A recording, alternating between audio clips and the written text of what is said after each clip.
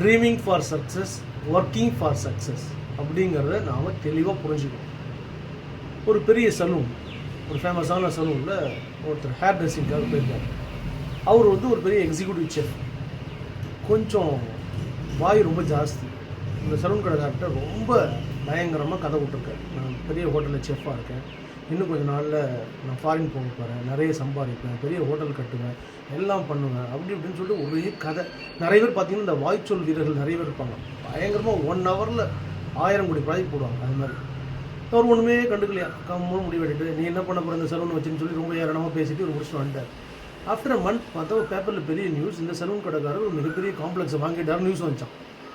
இப்போ பத்திரி அடிச்சு போய் கேட்டான, நீ ஒரு சலூன் தான் வச்சுருக்கேன், ஆஃப்டர் ஆல் எப்படி உன்னால இவ்வளோ பெரிய காம்ப்ளெக்ஸ் வச்சேன்? நான் ஒரு சலூன் வச்சுருக்கேன், செயின் ஆஃப் சலூன்ஸ் வச்சுருக்கேன், சைலண்ட்டாக ஒர்க் பண்ணிகிட்டு இருக்கேன்.